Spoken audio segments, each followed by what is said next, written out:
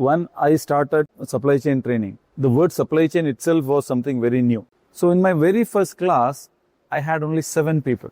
And from there, today, as an organization, we have trained nearly 500,000 people. Will AI replace people? AI will replace people. 100% they will replace people. A lot of jobs which are very transactional in nature or repetitive in nature, the AI will take over. What is the one thing that you took from your experience in procurement and still resonates and you use it right now in your CEO position? If you want to be successful in business, you need to know not only the customer, the supplier. Supplier is the backbone of your industry. The Apple during Tim Cook's time, the very next year, sold more Apple iPhones than ever during Steve Jobs' time. Because Tim Cook is a supply chain expert. In our company, there is no office boy. We call them office assistant. We don't have a driver designation in our company. They are called as logistics coordinator. And we don't have a customer service department, customer complaint department. We have a customer happiness department. Job title is happiness ambassador. So their job is to make sure every single student or a corporate organization of Blue Ocean is happy. Dr. Menon, you have taught over 30,000 professionals across your career. Can you remember the very first session you started to be an instructor or gave training? Yeah. See, when I started supply chain training, the word supply chain itself was something very new to the people in Dubai. You know, Dubai is known as a logistics hub and it has, imbibed a lot of things from other regions, the best practices. So I was in business. I was heading a business unit. I used to handle huge operations across the world. So when I quit that and I started supply chain training, people thought, he's crazy. What is supply chain? Nobody has heard about this term. Purchasing, warehousing. People started hearing about logistics. I'm talking about this part of the world. What is supply chain? So in my very first class, I had only 7 people. Okay. Yeah. So they heard something based on my profile. They said, okay, there is something new to learn. Okay, let's see what is that. And from there, today, as an organization, we have trained nearly 500,000 people. Wow, mashallah. Yeah. So that's the journey which we had, which is like a big exponential leap which we took. From a class of 7, it became 14, it became 28, it became 100, 200. Then I was not able to handle the number of students because I was working 24/7 only teaching. Then we had to get more faculty. The company grew over a period of time. Then not only in Dubai, in UAE, we started getting people from Saudi Arabia, from other parts of the Middle East into Dubai. Then we had to expand. Instead of people coming in, we went out to the people. So today, proudly, we are sitting on, our headquarters is in London. Then we have offices across Middle East. We have in India. Okay. We are opening in Cairo, in Egypt next week. So the journey has been amazing so far. So it all started with a class with 7 students in this class. 7 students, okay, which is totally new to supply chain, which people did not know what is that. Yeah. Okay. That's amazing. And what's the one question that most of your students or professionals ask you? Now or in the past? Because I've stopped training people around after the COVID hit. Okay. I was focusing on the expansion of the business, so I stopped the classes. I used to take a lot of because we have now, I think, 50 faculties we have full time with us, teaching people in different languages. So if you ask me from a student's perspective, I don't know what the students ask. Okay. But from a business perspective, or from like conference like this, CIPS, when we meet people or when you are speaking in a conference, the biggest challenge people ask is, will we lose our job because AI is coming? That's a standard question people are asking. And the second one, recently people started asking because of tariffs, the geopolitical instability, will the supply chain get disrupted? So these are the 2 standard questions I get. Will AI replace people? AI will replace people. 100% they will replace people. A lot of jobs which are very transactional in nature or repetitive in nature, the AI will take over. There is something known as the power of exponential. Human beings, we can only think linear. Linear means what? Let's say if I take 15 steps up, and if I say 15 steps down, how many steps I would have taken? Approximately. Take a guess. I think it stays zero. You stay where? No, every step, it is doubling. Okay. Okay. So one step, yes, two. yes. Second step, make it 4. That's going to be millions. That's going to be millions. You have taken 1 billion steps. Wow. Okay. To 238,000 miles, which you can walk from here to moon and come back. That's the distance. Okay. So imagine that's the power of exponential. So human beings, in their wildest dreams, you cannot cope up with this. So definitely AI will come. AI will take over a lot of jobs. Okay. But now what should we do as smart people is that we should try to embrace the technology and we should know how to utilize the technology instead of saying, let's resist. We cannot resist because even the power of computing is increasing. According to the Moore's law, every 18 months, the power of digital computing doubles in every 1.5 years. So that means now it is on the upward trend. A lot of machines are there, deep learning machines, computer vision machines, and which is humongous, which human beings' mind cannot process. So the best is to embrace technology, get away from the regular jobs. For example, a warehouse assistant, if we talk about supply chain, picking the products, packing it, all will become automized. Yes. The forklift operator might get obsolete. Even a procurement guy, today morning I was speaking to somebody, Amazon, now majority of the negotiation is using bots. So when you negotiate with Amazon as a supplier, you're not talking to a human being, you're talking to a bot. So I was thinking I was a great negotiator. I had this pride in myself. Now it's all killed. Technology. Yeah. You don't need to be a great negotiator. The bots are doing the jobs for you. So it's inevitable, but we have to adapt to this. Okay. Dr. Menon, you started your career in India in procurement and purchasing, and then now becoming a group CEO of a big organization, multinational company.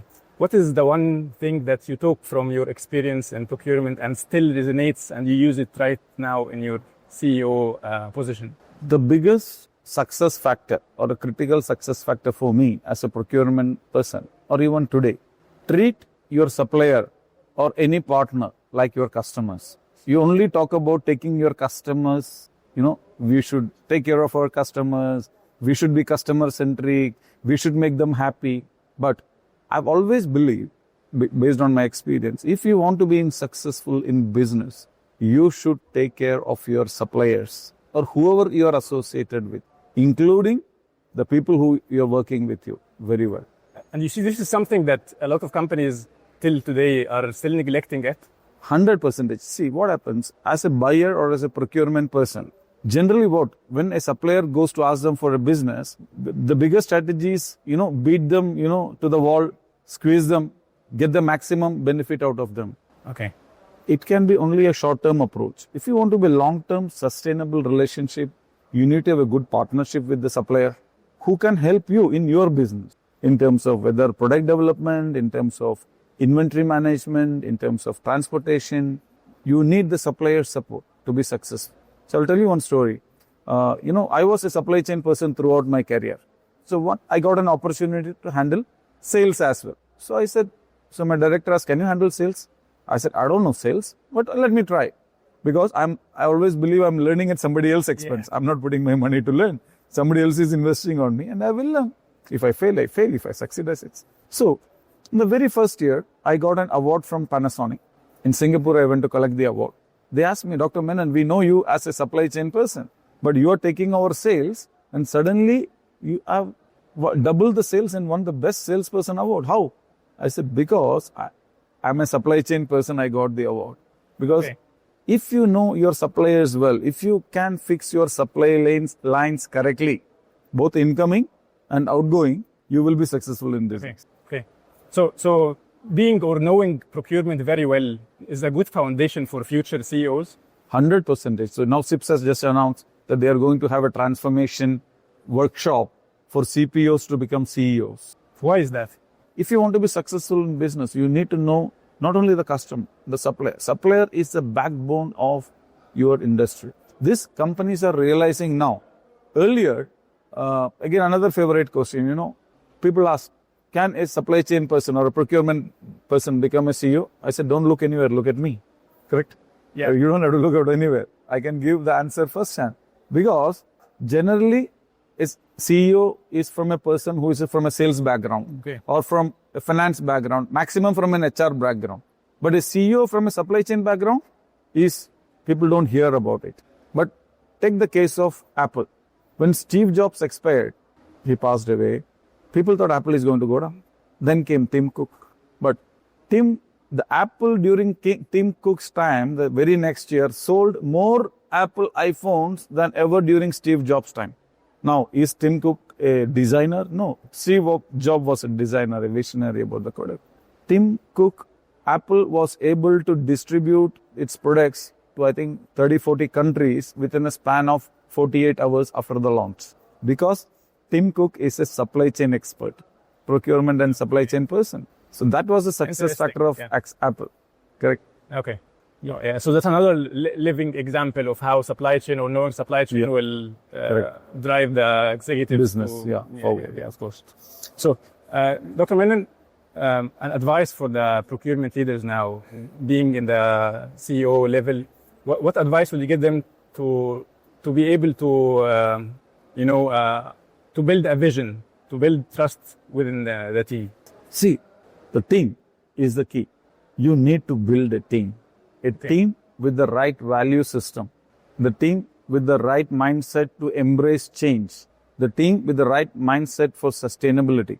Yeah, these are all the key factors which is CPO should know and, and nurture so that he can lead a team he can become a CEO tomorrow and who can lead a business. Okay.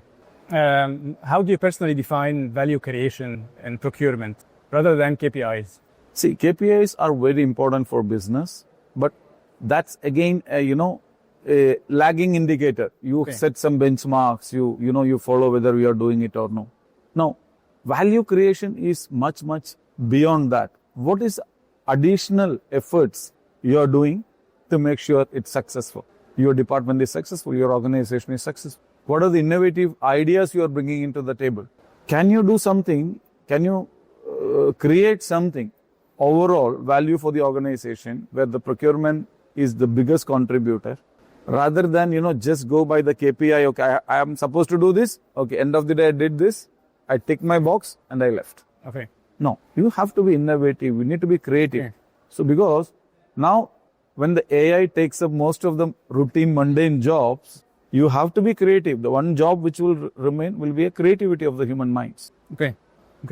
Dr. Menon, if a procurement professional from Nigeria is listening to this podcast, or a CPO in Riyadh, or a professional in Kerala, what one takeaway or advice you want him to know from your journey? The world will go through a lot of turmoil. There will be a lot of geopolitical tensions, supply chain disruptions, incidents like pandemic. In all this, it is the procurement guys who need to stand strong. You cannot give up at any point of time. You need to consistently innovate. Don't just go by the books and deliver something by the books, because today the situation is like that. There are a lot of things which we have not read in the books in the past. Possibly in my lifetime, I have not seen something like COVID, correct? Or it might not happen again. But we had to adapt. So how fast you adapt to all these things and how fast we make the goods reach to the end customer, whether it's a food item, whether it's a medicine, whether it's clothing, agriculture. This is all decided by how good you are as a procurement and a supply person. Okay. So this is my only take. Never give up, and it's not over till it's over. Yeah. Amazing. If you're meeting someone for the first time, and you will not be talking about blue ocean or business at all, how would you define yourself to this person? How introduce yourself? Blue ocean is in the blood. People say that, you cut the blood, we bleed blue. Okay. Not red. So, I don't have, I'm a very simple person. Yeah. I look at things in a very, very simplistic manner. If there is any big problem which is coming to me, I try to look at it at a bite size make it bite size and try to solve one problem at a time. And Okay. I don't have any regrets in my life. I never look it into my past. I always look for the future because we cannot change the past. My 99% attempt is not even present, is about the future. It's about what you want to do in the future. It's not about money. It's not about success. But I feel that, I have been given an opportunity by the Almighty to do something, to change a lot of people's lives. Like I said, we have trained nearly 500,000 people as an organization. Not only that, even our people, anybody who you interact with on a daily basis, if you can add value to them by the virtue of them associating with you, that's the biggest thing what you can do. And I'm here, or not, everybody should create a legacy. You are here, just don't go, you come into this world and go from this world without being a nobody. Do something in whatever way you can, correct? It can be in charity, it can be CSR activities, it can be contributing to the profession, it can be doing voluntary services. Do whatever it can based on what your capability is and make a difference to this world. That's what I tell people about this is my thought process. Okay. Yeah. You run behind money, money will elude you. You run behind success, success will elude you. You run behind excellence. Create something which is an excellence. So there is a famous saying by, Martin Luther King Jr. He said, if you want to sweep the floor as if you are the best sweeper in the world. Nobody before you have swept as good as you, and nobody after you will sweep the floor as good as you are. So whatever you do the best what you can. Yeah. Okay. So Blue Ocean as an organization, we are a 28-year-old organization, and we have been ranked number 1 globally in procurement and supply chain education. Last year, we trained people from 80 plus countries. 80 plus countries, people from Norway to Australia to Canada to US to interior countries in Africa. They all have come and studied with us. All up because of word of mouth about the quality of delivery we offer. As an organization, we are a very honest, ethical organization. So our foundation is very strongly built. Even during pandemic, we did not sack any of our people. Rather, we expanded our business. Where 90% of the companies closed down in our domain, we expanded. We did a lot of CSR activities. We gave free training during those days to create a goodwill in the market. Anytime we have an opportunity to do something for the society, we try to do that. For example, we are going in a big manner in India. India is 1.4 billion. This is my country. Yeah. And supply chain is a very new subject in India today. Now we are running a series of campaigns, free education programs to get people attracted to the concept of supply chain and how supply chain can turn around the organization, the governments, the country itself. Tell me more about that. That's really interesting. Yeah. This free education for the people. Yeah. Tell me more about that. How is it going? So we have it's very good. So we are getting very good response from the people. So people come, they understand. Yeah, supply chain is very important. Okay. Correct. So then further they will get into more details of what are the future programs they have to do. Then how they can implement it in the organization. Because currently it's all fractured. It's all in different directions, different departments, like what it was in Dubai 20 years ago, or what it is in the West 30 years ago. So now we are trying to make a change. So our slogan for India is to change the supply chain landscape of India. That's what we are not want to teach somebody's CIPS program or this program or something else. No, we are here to overall change the supply chain landscape of India on a bigger mission. So we are getting amazing responses. So we are conducting a lot of conferences. We do a lot of big conferences worldwide. Only in 2024 we did conference in London. We did in Riyadh. Few weeks back we did one in Dubai. We did it in Mumbai. Okay. We are doing one in August in Delhi. Then we are coming back to Saudi Arabia for our conference. Then we are going to Egypt. In Cairo, we are going to have a big conference, and these are all non-profit conferences. We put money from our pocket to run these events, so that the procurement and supply chain fraternity can come together and exchange ideas. It's in a bigger platform. So we are very proud of that. We do these kind of activities just to promote the procurement and supply chain knowledge, empowerment of the community. So that's why people love us as an organization. Okay. They know Blue Ocean. Yeah, we know Blue Ocean. Yeah. No, you are an You're organization. attached. Yes, to the they are brand now, attached. yeah. And we are there for last 28 years. And, people who I taught 20 years before, 25 years before, they're all CEOs and, CPOs of big organizations today. And many people are sending the children back to us for study. Okay. Yeah.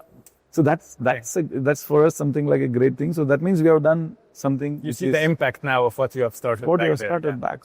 So there is no training organization as big as we are in the world. So when people talk about training, they think of some small company, mom pop kind of shops, few people. Okay. We are nearly 400 plus people in the organization. We are the only company which has won the Dubai Quality Award, training company. We are the only super branded training company, Blue Ocean. Okay. And we have won multiple international awards. Last year we have been ranked in US as the #1 company in supply chain training. In the US? From US, yeah. Okay. So went to collect the award. So all I believe is because of our sincere and genuine effort we are putting. This is what I tell everyone. You put in the sincere, genuine effort, results, if not today, will come tomorrow. The only thing is that do not run behind money or, success. Run behind excellence. Always try to create an excellence model, business excellence model. Yeah. Obviously, people will look at This is what's all about. You are coming from this background. You've been there yourself. Yeah. So that's what keeps you grounded and still willing to, give more to this profession. You need to stay grounded. See, I come from India, our community. The culture I come from always tells us to remain humble, tells us to stay grounded. Because, in our culture, there is a verse, a little now philosophical, but still that is what is our guiding force. You have not brought anything to this world, neither you will take anything from this world. Correct? Yeah. So don't be sad of what you have lost. Don't be happy of what you had. You have to maintain an equilibrium of what you do. So this will teach you to be humble, you understand, and grounded. How much of money you have? COVID taught us money is nothing. Correct? You might be a multi-billionaire, but one virus, one little virus is not that it takes you to, finish. So the best thing is create the goodwill, build a legacy around what you do, whatever way, big, small, whatever way. It can be, you might be a legend within your own community, you might be a legend in your own village, in your district, in your state, in your country. It's okay. But do something which is meaningful, with other people will remember you. So this is what helps us to remain grounded and not to, fly too high. So this is what I teach all my people. Whatever you are, you can be tomorrow from hero, you can become a zero. So when you go down, you have to have people to prop you up. Correct? You cannot, otherwise it will be like a free fall. So. And that's one last advice that I will keep thinking of the whole day. Thank you very much, Dr. Menon, for this, for your time and this valuable advices for the procurement and supply chain community. A lot of philosophical stuff also. It's what we all need, I think. Yeah, it's what we all need. We all get, stuck with the function and the daily operations, and I think a lot of people don't give the time for themselves to look back at what they are doing. And you should always have a clarity of purpose of what you do. Yeah. You should have a very clear goal, clear purpose of what you do. Otherwise, you're all over the place. You're chasing money. You're doing this. You want to achieve, promotion in the office. All will come by default if you follow excellence. And you have to have very good clarity of purpose. And in our organization, respect and integrity are the two biggest virtues which we keep on talking in our organization. Respect everyone as a human being, not based on the title.